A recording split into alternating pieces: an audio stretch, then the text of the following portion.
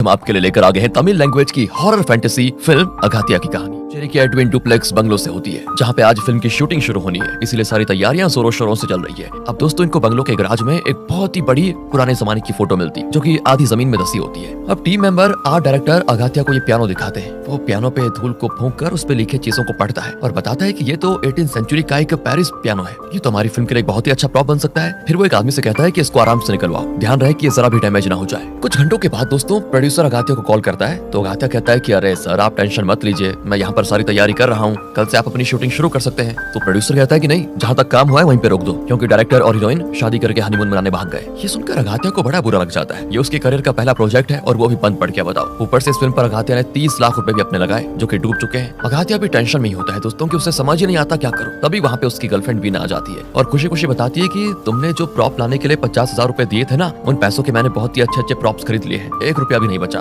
अगातिया पहले से गुस्से में था, उसको और गुस्सा आ जाता है और उससे गुस्से में वो उन प्रॉप्स को मार कर गिरा देता है। सारा काम रुकवाना पड़ जाता है दोस्तों। इसके बाद परेशान होकर वो अपनी माँ के पास आता है, मगर उसकी माँ भी उसे पहचानने से इनकार कर देती है। इसके बाद हम अगातिया को मंदिर में देखते हैं, वो उदासी में एडविन के बंगलो की स्केच बना रहा होता है। वहीं एक आदमी को अगातिया के पिता उसके जन्म की स्टोरी बता रहे होते हैं। वो कहते हैं कि मेरा बेटा बहुत ही खास है। और दोस्तों इसके बाद हम देखते हैं कि आधी रात को अगातिया के पिता अपनी वाइफ को बैलगाड़ी से हॉस्पिटल लेकर जा रहे हैं, क्योंकि उनकी वाइफ को लेबर पेन शुरू हो गया था। तभी इस मंदिर के पास बैलगाड़ी का चक्का कीचड़ में फंस जाता है, क्योंकि तेज बारिश हो रही थी। तब इसी मंदिर में अगातिया के पिता आश्रय लेते हैं। तभी वहाँ पे एक लेडी पता नहीं कहाँ से आ जाती है और फिर वही अगातिया की माँ की डिलीवरी में उनकी मदद करती है, मगर बच्चा मरा हुआ पैदा होता है दोस्तों। तब ये लोग बच्चे को बाबा कलिंगनाथ की मूर्ति के सामने रख देते हैं, ये कहते हुए कि जब बच्चे में जान देनी ही नहीं थी तो फिर ये मांस का टुकड़ा हमें क्यों दिया। और तभी चमत्कार होता है और बच्चे में जान आ जाती है। वो बच्चा अगातिया ही होता है दोस्तों। इस पे प्रेजेंट में वो आदमी रोने लग जाता है, तो अगातिया के पिता कहते हैं कि देखो तुम भी रो पड़े, मेरे बेटे के जन्म की स्टोरी है ही इतनी इमोशनल। तब वो आदमी कहता है कि मैं भावुक होकर नहीं रो रहा, बल्कि यही एक स्टोरी आप मुझे साल में 75 बार सुनाते हैं, जिससे मैं पक चुका हूँ, अब प्लीज दोबारा मुझे स्टोरी मत सुनाना। तभी वीना कहती है कि पापा मैं तो अगातिया से ये कह रही हूँ कि डिप्रेशन में जाने से अच्छा है कि आपदा को अवसर में बदल डाले। एडविन बंगलो को हम स्केरी हाउस में कन्वर्ट कर देते हैं। वैसे भी उस बंगलो के भूतिया होने की खबर तो फैली गई है हर जगह, अकेले वहाँ पर कोई जाना नहीं चाहता, लेकिन अगर हम उसको स्केरी हाउस में कन्वर्ट कर देंगे तो लोगों की भीड़ उमड़ पड़ेगी बंगलो में आने के लिए। विदेशों में तो स्केरी हाउस एक प्रॉफिटेबल बिजनेस माना जाता है, तो क्यों ना हम इसको यहाँ पर शुरू कर ले, जिसके लिए फिर बाद में दोस्तों अगातिया भी मान जाता है। अब ये लोग एडविन बंगलो को खरीदने की कोशिश करते हैं और इस बंगलो की मालकिन दोस्तों 98 साल की लेडी हेलन है, जो की पगलेट है वैसे। वहीं उसका पोता है रेयान, जो कि शराब में डूबा रहता है। इसलिए ये लोग रेयान को पकड़ते हैं और सिर्फ 1 लाख में ही इस बड़े से बंगलो को खरीद लेते हैं और यहाँ पे स्केरी हाउस का सेटअप लगाते हैं। अब जैसे स्केरी हाउस की बात शहर में फैलती है तो लोग दूर दूर से इस स्केरी हाउस को देखने के लिए आ जाते हैं। वीना इस स्केरी हाउस की ओपनिंग योगी बाबू से करवाती है। उन्हें डराने के लिए वीना कंप्यूटर से कई सारे पुतले, स्केलेटन और डरावनी म्यूजिक को कंट्रोल करती है। अरे योगी बाबू को खूब मजा आ रहा होता है, उन्हें डर नहीं लगता। फिर वहाँ पे एक अलग से गेटअप में एक आदमी मिलता है, जो कि योगी बाबू और उनके साथ वाले आदमी से थोड़ी देर बातचीत करके गायब हो जाता है। दरअसल दोस्तों वो सच में एक भूत है, मगर योगी बाबू और उसके साथी तो उसे इसी स्केरी हाउस का कोई आर्टिस्ट समझ रहे होते हैं। इसलिए जब वो भूत उन्हें डराने की कोशिश करता है तब भी वो लोग नहीं डरते और हंसकर उसका मजाक बनाते हैं। अब अपने स्केरी हाउस के सक्सेसफुल ओपनिंग के बाद वीना अपने स्टाफ और अगातिया के सामने वो एंटीक पियानो को बड़ी खूबसूरती के साथ बजाती है। काफी देर बजाने के बाद उस बड़े से पियानो में अजीब सी हरकत भी होती है, कुछ ब्लॉक्स अपने आप खुलने बंद होने लगते हैं, जिस पे अगातिया कहता है कि ये तो किसी पजल पियानो की तरह लग रहा है। कुछ देर बजाने के बाद वीना उस पजल को सॉल्व कर लेती है, जिसकी वजह से पियानो के साइड में दरवाजा ऑटोमेटिकली ओपन हो जाता है। और जब अगातिया का दोस्त अंदर देखने जाता है तो उसको लगता है जैसे उसके हाथ को किसी ने अंदर खींचने की कोशिश की, इसलिए वो डर जाता है और फिर अगातिया भी चेक करता है। उसे अंदर से एक एंटीक स्टेथोस्कोप मिलती है, जिसे कान में लगाते ही एक बंदे को किसी की आहट सुनाई देती है, तो वो तुरंत ही उसको रख देता है डर के मारे। इसके बाद अगातिया को अंदर एक ओल्ड फिल्म रोल मिलती है और फिर उसके आगे एक स्कर्ट में लिपटी हुई स्केलेटन। इसके बाद तो दोस्तों सभी की हालत खराब। इनको ये तो समझ आ गया है कि ये स्केलेटन रियल है, मगर दोस्तों ये अपने अभी अभी खुले इस बिजनेस पर ताला नहीं लगाना चाहते थे, इसीलिए पुलिस वालों को इन्फॉर्म करने के बजाय उस स्केलेटन को भी नकली स्केलेटन के साथ सजा कर रख देते हैं। फिर जब अगातिया उस फिल्म रोल के बॉक्स को ओपन करता है, उसे ओपन करते ही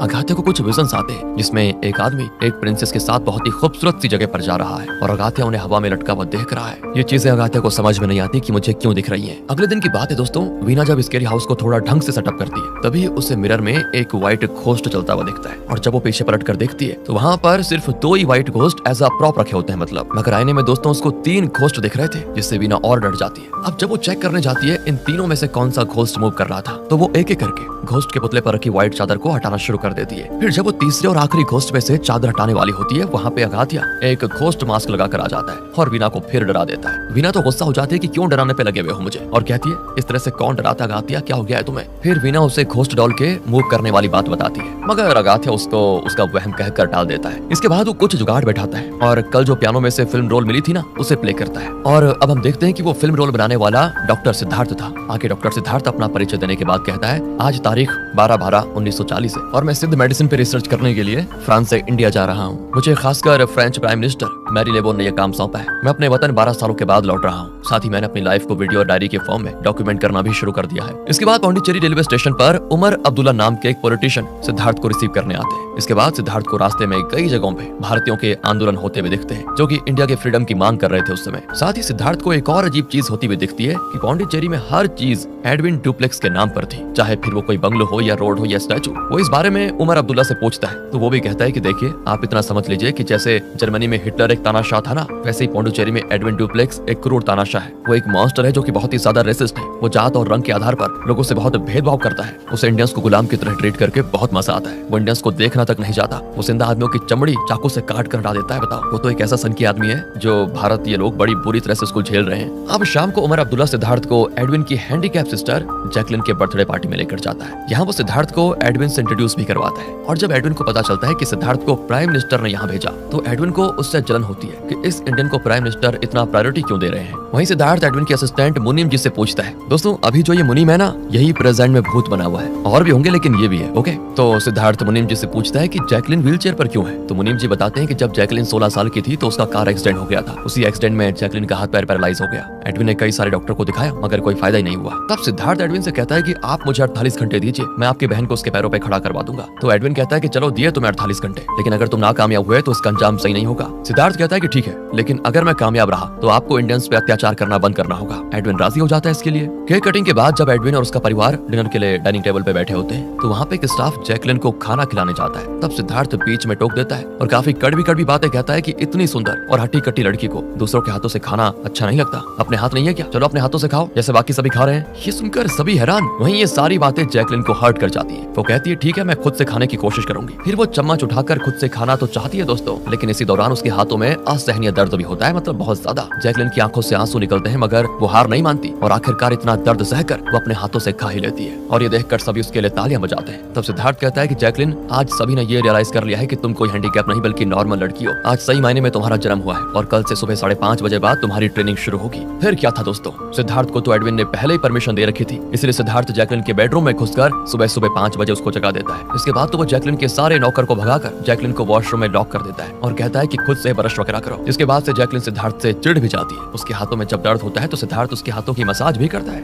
उसे मेडिसिन की कुछ पुरानी बुक्स पढ़कर उससे जैकलिन के लिए कुछ मेडिसिन बताता है। उसे योगा आसन वगैरह करने को कहता है, प्रॉपर एक्सरसाइज करवाता है। इस तरह से सिद्धार्थ की बहुत सारी उपायों और जैकलिन के लगातार मेहनत की बदौलत कुछ ही दिनों में जैकलिन की हालत में बहुत सुधार आ जाता है। वह दोस्तों, अब प्रेजेंट में आ जाइए, जहाँ स्केरी हाउस ने काफी सुर्खियां बटोर ली होती है, इसलिए बहुत सारे लोग टिकट खरीदकर स्केरी हाउस को विजिट करने आते हैं। इनमें एक लवी डबी कपल भी है दोस्तों, जो कि स्केरी हाउस में रोमांस करने के इरादे से आए हुए हैं। डेकोरेशन के लिए एक पिरामिड रखा हुआ है और उसी में घुसकर वो अपने अरमान पूरे करते हैं। फिर लड़की किसी तरह खुद को छुड़ाकर पिरामिड से बाहर निकल जाती है और जोर से चीखती चिल्लाती है। सबको बताती है कि हम इस पिरामिड को अंदर से देखने गए थे कि इसमें मम्मी भी है क्या, पर मेरा बॉयफ्रेंड तो वापस ही नहीं आया, वो अंदर भी नहीं है। तब उस लड़के को काफी ढूंढा जाता है, मगर वो मिलता नहीं और तब स्केरी हाउस को दोस्तों बंद करना पड़ता है। वो लड़का एक मिनिस्टर का रिलेटिव था, जिसकी वजह से अगाथिया बड़ा परेशान हो जाता है कि अब क्या होगा। यही सब सोचते हुए अगाथिया बंगलों में घूम ही रहा होता है कि तभी उसके पास एक कुल्हाड़ी आकर गिरती है। अगर अगाथिया सही समय पे वहाँ से नहीं हटता तो कुल्हाड़ी उस पर गिर जाती है। अब अगाथिया उस कुल्हाड़ी को उठाकर साइड करने की सोचता है, मगर जैसे वो कुल्हाड़ी को पकड़ता है ना, उसे फिर से कुछ विजन्स आते हैं कि बहुत पहले के समय में सभी लोगों के सामने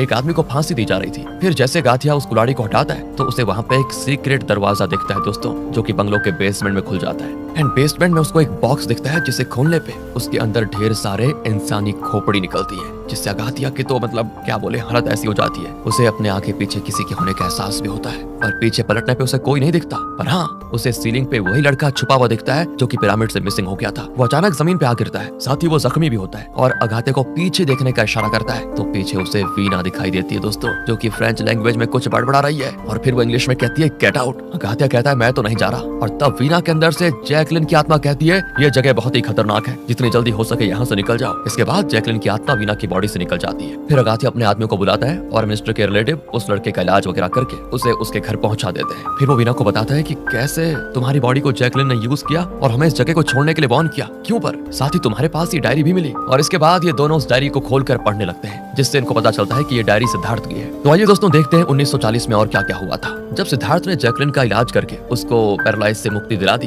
तो जैकलिन ने सिद्धार्थ का एक इंग्लिश मैगजीन के लिए इंटरव्यू लिया, जिसमें सिद्धार्थ बताता है कि मेरे पेरेंट्स सिद्ध मेडिसिन प्रैक्टिस किया करते थे। 1918 में स्पेनिश फ्लू ने 50 मिलियन से भी ज्यादा लोगों की जान ली। तब इस बीमारी से बचने के लिए मेरे पिता ने एक दवाई का इन्वेंशन किया, मगर मॉडर्न टाइम के लोगों ने उनका खूब मजाक उड़ाया कि यहाँ इतने बड़े बड़े डॉक्टर इस बीमारी का इलाज नहीं खोज पा रहे हैं, तो एक इंडियन भला दवाई कैसे बना सकता है। उसके कुछ दिनों के बाद ही मेरे पिता की मौत हो गई और फिर मैंने ये कसम खाई कि मैं दुनिया वालों को यकीन दिलाकर ही रहूंगा कि सिद्ध मेडिसिन सच में काम करती है। माँ बाप के गुजर जाने के बाद मुझे मार्क नाम के एक सेलर ने अडॉप्ट किया, जिनके साथ मुझे दुनिया घूमने का मौका मिला और मैंने हर तरह के मेडिसिन की पढ़ाई की। सेकंड वर्ल्ड वॉर के दौरान सोल्जर बोन कैंसर से मर रहे थे, तब मैंने ये ठान लिया कि मैं इसकी मेडिसिन तो बना कर ही रहूंगा ताकि मैं दुनिया को दिखा सकूं कि सिद्ध मेडिसिन क्या चीज है। पर उस वक्त भी किसी ने मुझ पर यकीन नहीं किया, मगर फ्रांस के प्राइम मिनिस्टर ने मुझ पर भरोसा दिखाया और कहा कि तुम इंडिया जाओ, तुम्हें वहाँ किसी भी तरह की हेल्प की जरूरत होगी तो मैं करने को तैयार हूँ, बस तुम बोन कैंसर का इलाज ढूंढ लो। इतना जाने के बाद दोस्तों प्रेजेंट में वीना अगाथिया से कहती है कि मुझे इस बंगलों में कुछ ठीक नहीं लग रहा, हमें यहाँ से चलना चाहिए। तब अगाथिया कहता है कि मुझे तो लग रहा है कि ये भगवान का कोई इशारा है, इसीलिए मेरा काम बनते बनते रह गया और मुझे डॉक्टर सिद्धार्थ के बारे में पता चला। मुझे तो लगता है वीना कि डॉक्टर सिद्धार्थ की सिद्ध मेडिसिन से ही मेरी मॉम का बोन कैंसर ठीक हो सकता है। हाँ दोस्तों, दरअसल अगाथिया की मॉम को बोन कैंसर है। उसने काफी इलाज वगैरह भी करवाया, मगर मॉडर्न मेडिसिन का इस्तेमाल करने से कुछ हुआ ही नहीं। मतलब उनका उल्टा असर हुआ और उसकी माँ को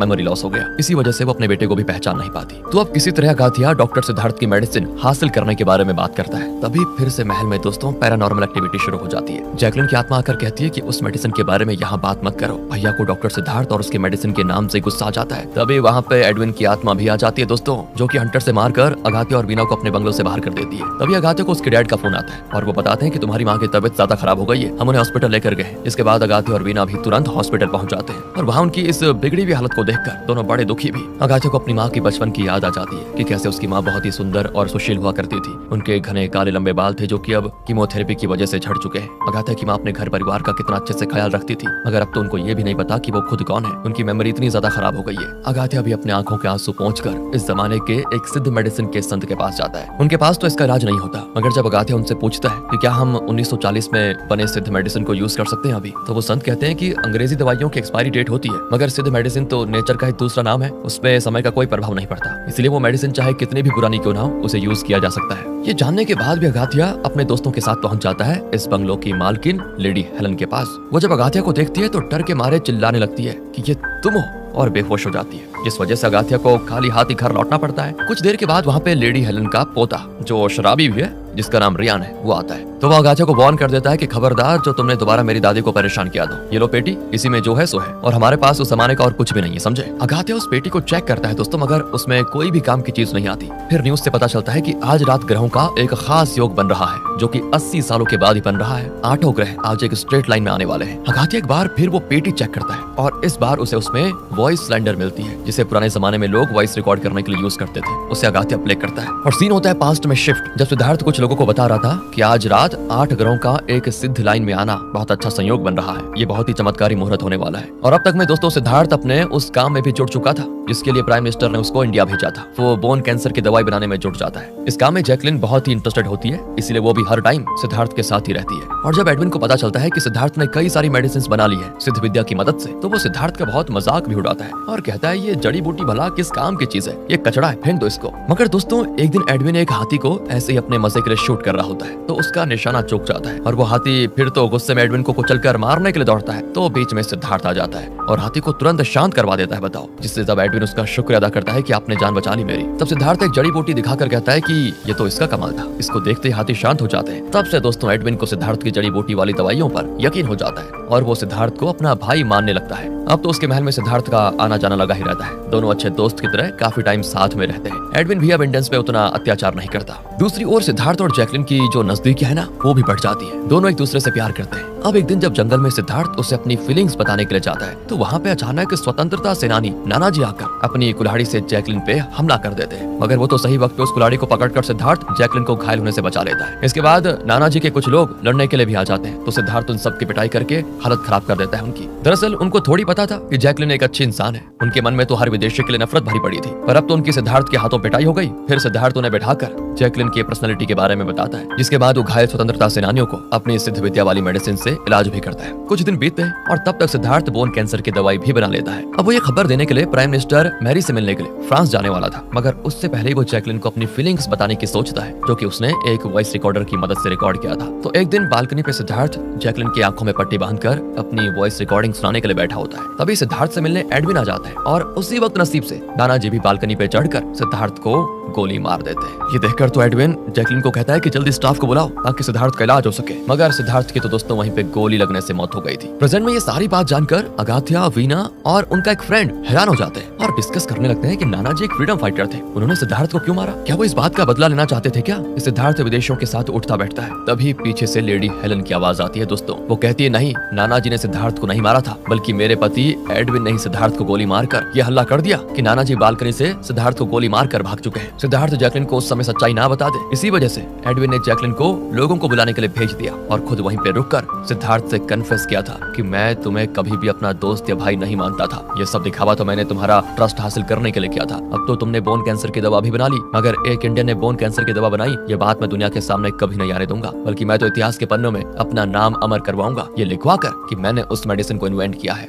इसके बाद लोगों को इस बात पे यकीन करवाने के लिए कि सिद्धार्थ को नाना जी ने मारा, एडविन चालाकी दिखाता है और वो नाना जी और उनके कुछ साथियों को पकड़कर मौत के घाट उतार देता है। और फिर एडविन लोगों के सामने ऐसी एक्टिंग करता है कि ये सब मैंने अपने दोस्त सिद्धार्थ की मौत का बदला लेने के लिए किया। अब एक रात की बात है दोस्तों, मुनीम एडविन को जाकर बताता है कि आपकी सिस्टर ने हमें बातचीत करते हुए सुन लिया था, अब उसे हमारी सच्चाई पता है, तो वो बोन कैंसर की मेडिसिन और उसका फॉर्मूला लेकर भाग गई है। मगर एडविन हंसते हुए पियानो बजाए जा रहा था। दरअसल उसने जैकलिन का काम पहले ही तमाम कर दिया था। जब जैकलिन एडविन से बचने के लिए पियानो के अंदर बैठकर प्राइम मिनिस्टर मैरी के लिए लेटर लिख रही थी, उसमें वो एडविन की काली सच्चाई उन्हें बता रही थी, तभी एडविन ने जैकलिन को धर दबोच लिया और उसको जान की धमकी देकर पता लगा लिया कि उसने फॉर्मूला और मेडिसिन कहाँ छुपाई हुई है। जब जैकलिन ने उसको सारी बातें बता भी दी थी, तब भी दोस्तों उसने अपनी सगी बहन को ये कहकर मार दिया कि तुम्हारा लवर तो मर ही चुका है, तुम जिंदा रहकर क्या करोगी। और फिर जैकलिन की लाश को पियानो के अंदर ही डाल दिया ताकि किसी को कभी पता ही ना चले। उस वक्त तो पियानो तो बेसमेंट में ही था और नसीब से गुस्साए हुए फ्रीडम फाइटर्स नाना जी की मौत का बदला लेने के लिए तभी बंगलों में हल्ला बोल चुके थे। उन्होंने एडविन के घर की सिक्योरिटी की ऐसी तैसी कर दी थी। इसलिए एडविन को जब मुनीम जी ने ये बात बताई तो एडविन ने मुनीम से कहा कि मैं अपने टॉम में लेट जाता हूँ और तुम इसको अच्छे से लॉक कर दो। दरअसल दोस्तों एडविन ने अपनी जिंदगी में ही अपने बंगलों के बेसमेंट में एक बहुत ही शानदार और मॉडर्न टॉम बनवाया था। उसने अपने कॉफिन में गद्दे और तकिए सब वगैरह फिट करवा के रखे हुए थे कि मरने के बाद मेरी बॉडी को आराम मिलेगा।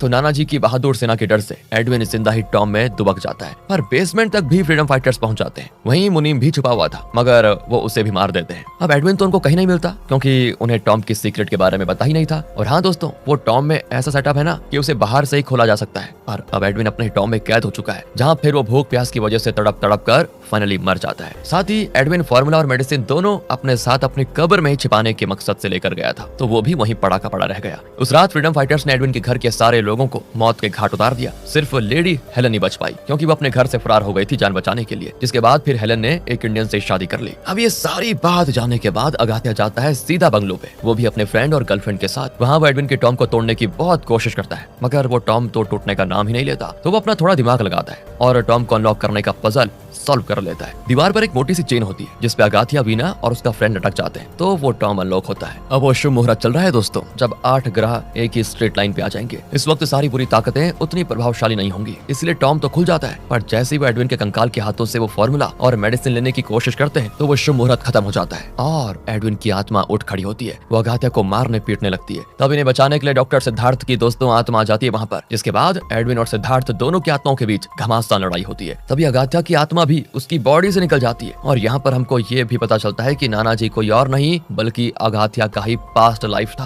तो अब सिद्धार्थ और नाना जी मिलकर एडविन से फाइट करते हैं और आखिर में नाना जी अपनी कुल्हाड़ी से एडविन की आत्मा को काट कर उसे आफ्टर लाइफ में भेज देता है। इसके बाद सिद्धार्थ और जैकलिन भी दोस्तों एक होकर आफ्टर लाइफ में चले जाते हैं। इसके बाद अगाथिया की सोल वापस से उसकी बॉडी में आ जाती है। फिर वो मेडिसिन और फॉर्मूला दोनों को लेकर निकल जाता है। अब यहाँ से 6 महीने के बाद सीन शिफ्ट होता है। अब तक अगाथिया अपनी मॉम को सिद्धार्थ की दवाई भी देते आ रहा है, जिससे मॉडर्न डॉक्टर भी हैरान हो जाते हैं। कहते हैं कि आपकी मॉम के रिकवर होने की आशा तो हमने छोड़ दी थी और अब उनकी बॉडी में 80% कैंसर फाइटिंग सेल्स बढ़ चुके हैं। और फिर दोस्तों 1 साल के बाद अगाथिया की मॉम पूरी तरह से ठीक हो जाती है। हालांकि उनकी मेमोरी अभी भी वापस नहीं आई, पर अगाथिया को सिद्धार्थ की सिद्ध मेडिसिन पर पूरा यकीन था कि एक दिन वो पूरी तरह से ठीक हो जाएंगी। और इसी उम्मीद के साथ दोस्तों ये मूवी यहाँ पर खत्म होती है।